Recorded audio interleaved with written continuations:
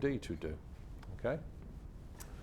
So, key point here is don't protect your organisation from stress, do the opposite, because that's how we get strong.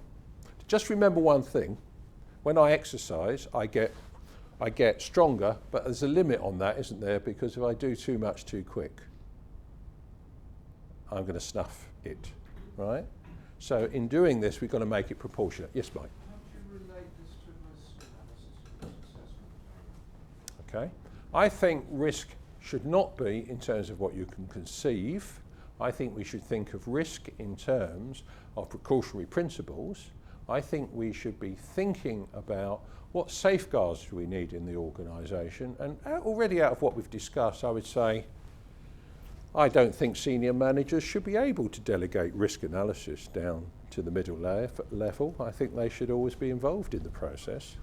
I think we should have clear responsibilities and liabilities associated with them in the risk process, for example. And in terms of the stresses here, your risk analysis would probably be a good basis for designing your test plan, okay? So, if we think we've got a risk of losing market, if you're a commercial organisation in a particular area, let's run a simulation through, do it as an exercise if that's the best we can do, and see what happens. Let's do it with the senior management team, okay? If we think that we have got perhaps, if I don't know, take something completely different, you know, just think of another one we haven't talked about, the BBC, okay? And all the issues which are now coming out about the BBC, isn't that something which, with the benefits of hindsight, if we'd run through what's the worst sort of thing, what's the value in the BBC? A lot of it's about reputation, it was, right? It's about values, it's an icon, it represents certain things. If we're doing a scenario, we could look at some issues in relation to that. I would have thought paedophilia would come through, wouldn't it, really, in a sense? So my point about this, I think, is that basically the risk analysis will form a basis for scenario testing of the organisation in a very real sense, okay? With flexibility, though. So we need to deliberately create diverse stresses. Now, the other key thing here is we've got to hold the leaders and senior managers to account, and the board, or the equivalent, in terms of the public sector people here. We've got to hold them to account. They've got statutory responsibilities. Bluntly, they're not meeting them, and they're not being held to account for them. And I think there's a big issue here about regulators in relation to that. They're just not holding them to account. That's, if I was looking for one change in government, that's what I go for. We should be prosecuting on all those failures. What can we do immediately? Well, training board members or members in local authorities, right, or the equivalent in all the other public sector organisations, I think is absolutely crucial. These guys are statutorily responsible and yet are incapable of doing the job. They do not understand the job, in my opinion. So I think the training issue is fundamental. It's one of those immediate things. They're taking on, by taking the position, a liability. They don't understand it, they don't do it, and they don't get prosecuted when it goes wrong. How's that for a challenge? Somebody's going to shout at me later. Now, strategy needs to be emergent. We can't have a 5-year strategy that we take seriously. Strategy is going to change with the opportunities and the threats of the environment, but it needs to be planned and it needs to be replanned constantly. You can't use this as an excuse not to plan. So both extremes there are bad. Fixed strategy is bad, no strategy is bad. I meet both, right? In my role as a consultant, you know, I work a lot in the Gulf. I see virtually no strategy a lot of the time in the Gulf. Right? At the other extreme, I see fixed strategies where things are written in stone and do not take account of the realities in which we're operating. I won't say where, but some of you guys know.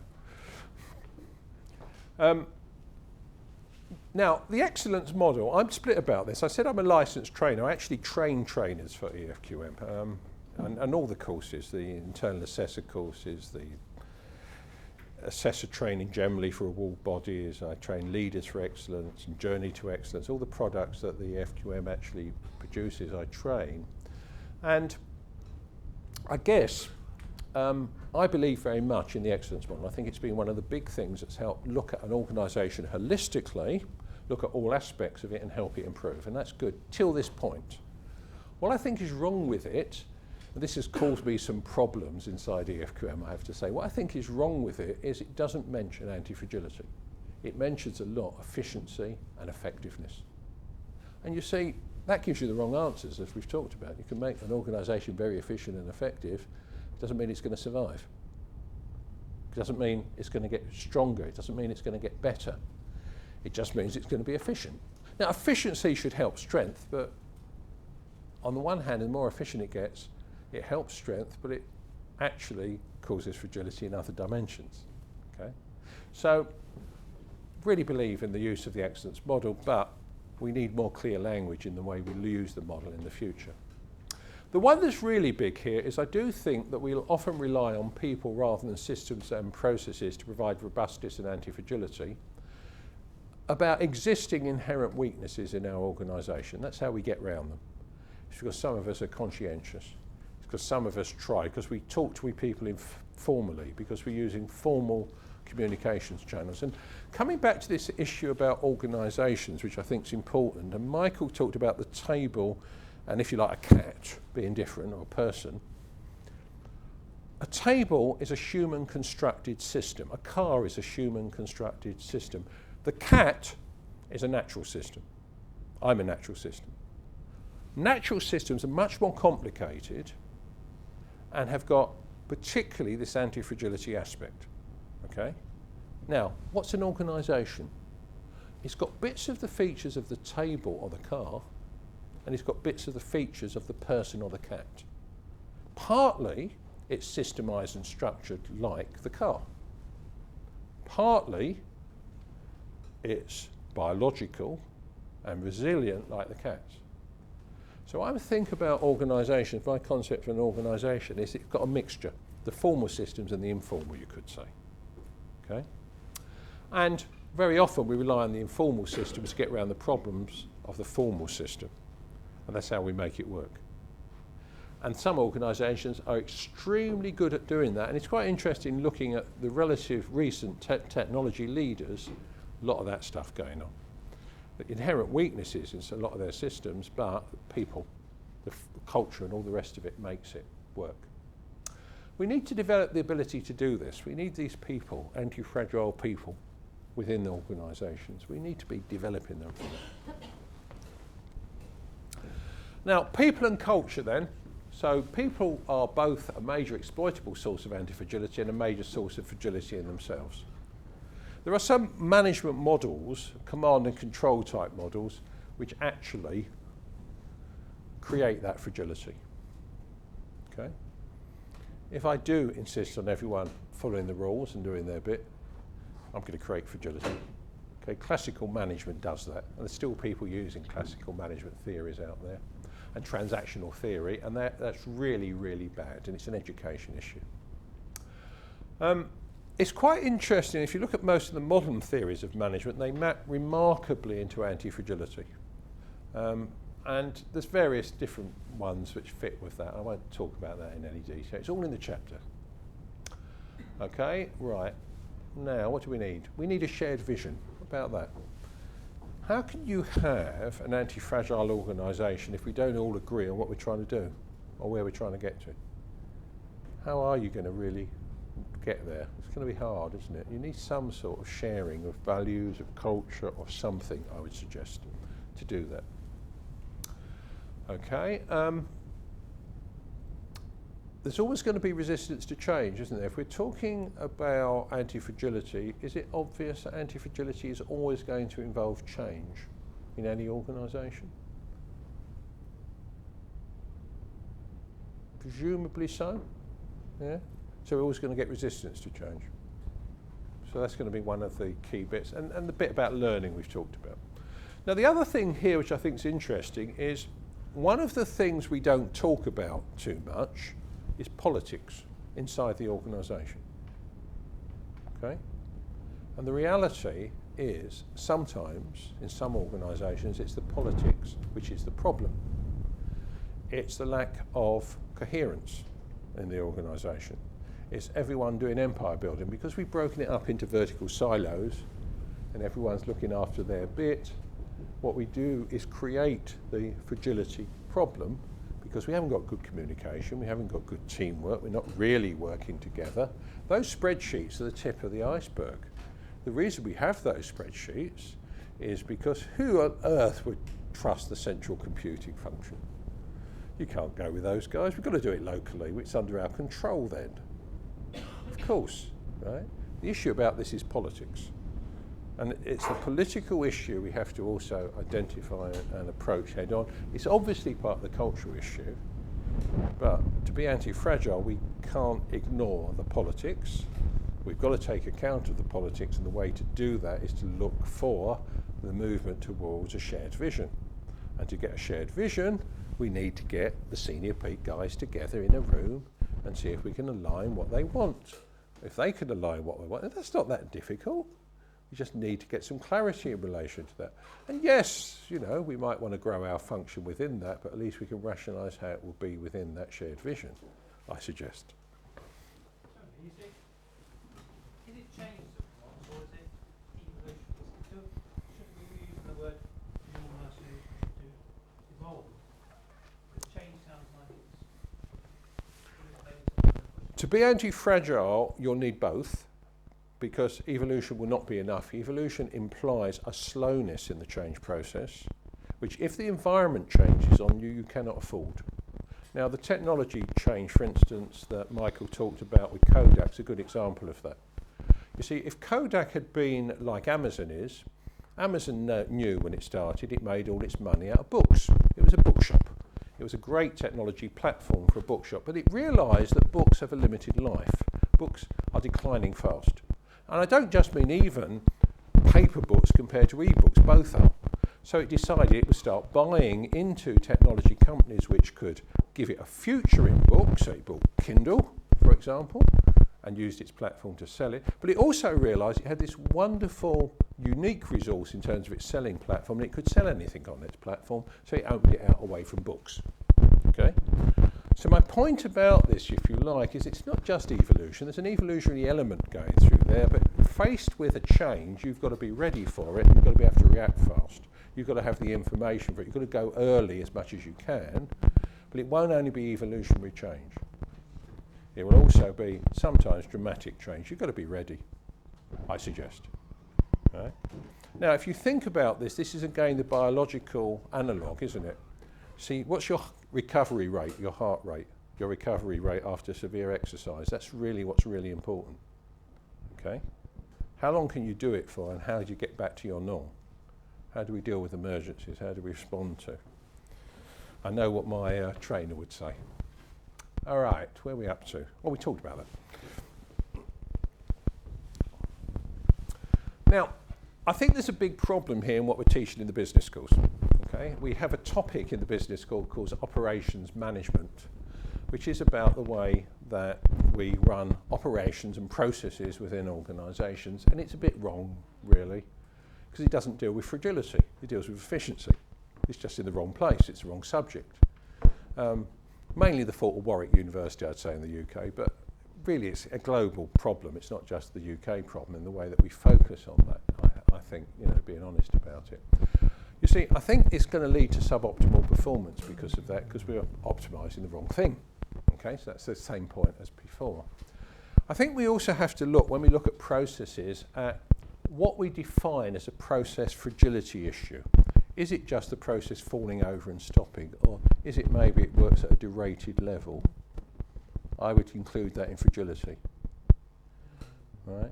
I think we've got a lot of processes which never quite die, but keep going no matter what.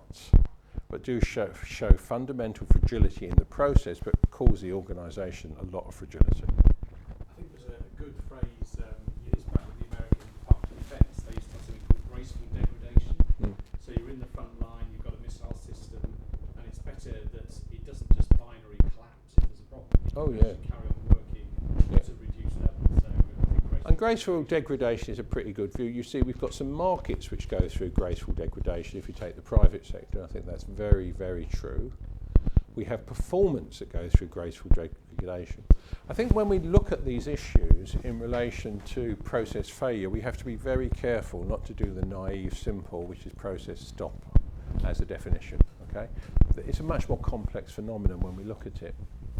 Now, we've talked about the U-shaped characteristics of the relationship between process fragility and process efficiency. Okay? So how would we do that, you see? Where's our intrinsic process efficiency boundary? Seems to me that in the organisation we should take a position on this. What would you say? I'd say we work out where the boundary is, where it's going up steeply, and we come back 25% or whatever. Right? We need to have something there to say at this point if we work. Let's take my system for a moment of my GP. So let's say on a shift, a GP is doing, say, 6 hours and he's allowing a quarter of an hour for a patient. Okay? Would we really put in 24 patients? Right? Or would I maybe put in 20? To give myself at least a buffer, which most of the time will give me some ability. Do I need some special procedures when that goes wrong? When maybe a patient's taken half an hour because... Could I have infrastructure? Would that be good precautionary principles? Yeah. All right, sorry. You just said something that worries me. That we should think about optimising, making a process efficient, and then tuning it back 25%. That feels wrong. Okay. Because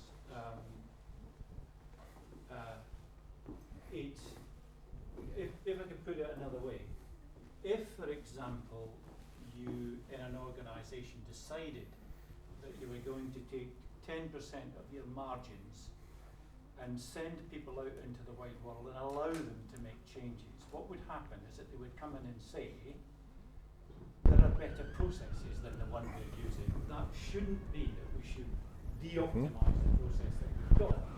And it just feels like, philosophically, okay. we should always press, because your risk management will help you to protect your optimised process, but it won't protect you from the black swan. Okay. Well, let's. And the black swan you'll find if you get out there and Okay. touch other parts of it. Well, let's compare my doctor's surgery to seats on airlines and the classic of standby passengers. Okay? So on airlines, we always have the problems of no-shows. So we can overfill the plane, which some airlines did, or we can have standby passengers at a very reduced rate. Now, I would suggest overfilling has got some downsides to it, and I would suggest that standby passengers got a lot of upsides to it by and large, because people at least know what they're getting in for and the rest of it. But how would you do that with my doctor's surgery? Are we going to have some standby patients?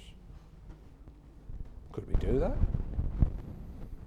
Right? How are we going to deal with the variability inherently in the process? If we push it to full efficiency, the system is likely to fail quite frequently. Right? And that's the problem I think we face. Yeah, give me 20 minutes and I'll come back with a solution to that. All right. Your problem is that you've got a digital process in here. You've got must see the doctor, can't see the doctor. There is a degree of competence in the medical profession. What we've got at the moment is a digital process. Yep. All comers turn up at the door and see one qualified person. You know, what happened to nurses? Now, give me 20 minutes and I'll solve it. Trouble is, most surgeries are running the nurses on an appointment system in a exactly similar way. So I'll send you the All right. Tony, Yep, sure. give an example. The Ford capacity planning system, the principle of it was that whatever you plan for daily, twice the daily production volume. In other words, if you were making 2,000 engines a day, when you laid down the tooling with the supply base and the rest of it, you would always put in resource. Twice. One, in case there was any quality problems or the rest of it. Secondly, there might be an upturn in the vehicle's popularity that you wouldn't be strapped for. So you're talking about 50% to my 25%.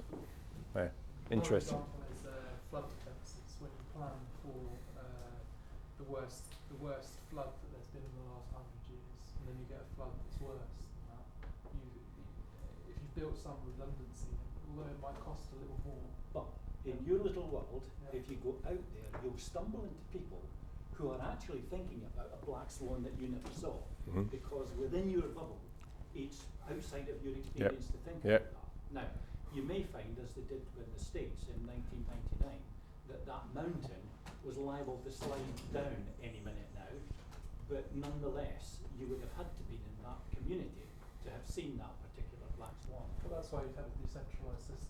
But I think that's another key point, isn't it, which is that the scenario planning around this and the whole of the risk stuff needs to be much broader than it's typically done. So that's qualitative and that's good. I think there's no query about that. All I'm saying is Yeah. be really efficient and then take some of your efficiency and go out and find out ways to make it make it robust. But it still gives me a problem in running my surgery. I'll solve that. I wait for the answer by the end of the day. We'll deal with that at the end of the day, if not before. Now, what else have we got here then? Okay, we've talked about the U-shaped characteristic. Quality assurance. I think ISO 9001 is anti-fragile. I think most ISO 9001 quality management systems are fragile. Okay? The standard creates anti-fragility. The basic system you've got is anti-fragile, but the way it's often done with decision making, lack of senior management attention, all the rest, it's exactly the same as with risk analysis. It's an intrinsically fragile approach, and we create that in something which is an anti-fragile feature, second order fragility again.